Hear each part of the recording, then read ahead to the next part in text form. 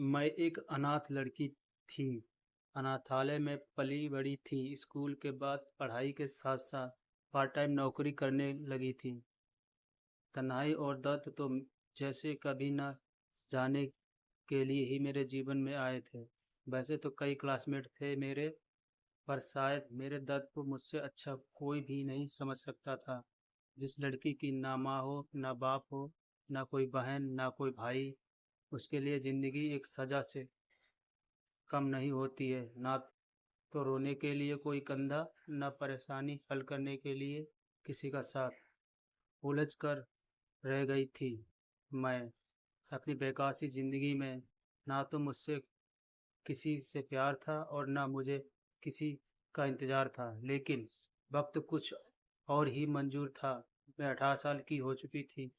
आगे की पढ़ाई के लिए मुझे दूसरे शहर में जाना पड़ा और साथ ही पार्ट टाइम जॉब भी करने लगी। सप्ताह के 6 दिन क्ला क्लासेस और ऑफिस में बीत जाते थे और संडे थोड़ा आराम कर ख़त्म हो जाता था। खुद के लिए तो समय ही नहीं मिलता था मुझे। कुछ पैसे सेविंग्स में चले जाते थे और बल्क के बाकी पैसे ज़रूरत का सामान खरीदने और कमरे का किराया देने में ख़त्म हो जाते थे। तभी एक दिन ज़िंदगी ने एक नई मोड़ ली। मेरे घर के बगल में रहने वाला एक नया पड़ोसी आया। वैसे तो मैंने पहले उसे नोटिस नहीं किया, लेकिन धीरे-धीरे मैं उसे नोटिस करने लगी। मेरे घर से बाहर जाते वक्त और वापस घर आते समय वह अक्सर छत पर टहलता हुआ मिल जाता था। उस दिन हमने एक दूसरे से पहली बार बात की। धीरे धीरे बातों का सिलसिला शुरू हो गया।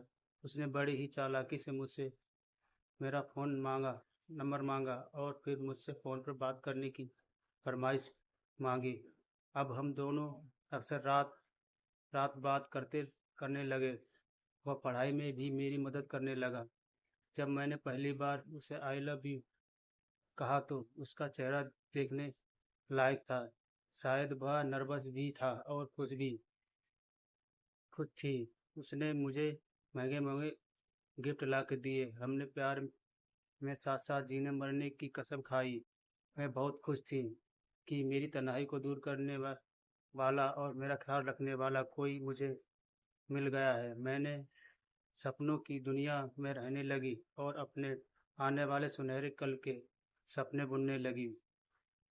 वक्त बीतने लगा। देखते देखते महीने गुजर गए। अब उसने बाइक ले ली और हम अब हम दोनों बाइक में घूमने जाने लगे।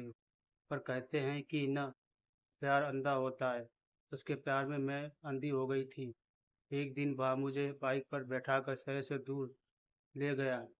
वहाँ मुझे जिस जगह ले गया, वहाँ जगह बहुत ही सुंदर थी।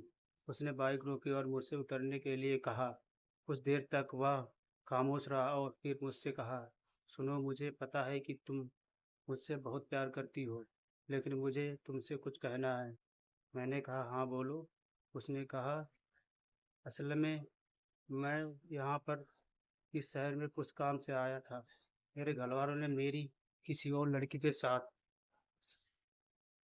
तय कर दी शादी, और अब मुझे वापस घर बुला रहे हैं। मुझे अपने घर वापस जाना होगा। मुझे माफ़ कर दो, मैं तुम्हारे साथ अब और नहीं रह सकता। ये कहकर वह बाइक पर बैठा और मुझसे वहाँ अकेला छोड़कर चला गया।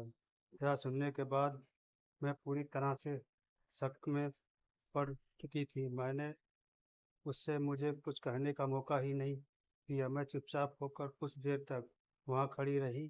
मैंने सोचा कि अब तो कुछ बचा ही नहीं। मेरे लाइफ में एक प्यार करने वाला था, अब वो भी छोड़कर चला गया। तो क्यों ना नदी में कूदकर अपनी जान दे दूं। फिर सोचा कि ऐसा पागलपन करना ठीक नहीं होगा। मैंने अपनी पूरी ज़िंदगी अकेले ही बिता दी और अब जान देकर क्या फ़ायदा। मेरी इस बेकार सी ज़िंदगी में अकेला ही ठीक हूँ। उस दिन से मेरा प्यार के ऊपर भरोसा एकदम से ही उठ चुका था। मैं वहाँ से सीधे घर आ गई और सब कुछ भूलने की कोशिश करने लगी। उसे भूलना मुश्किल था, पर नामुमकिन नहीं।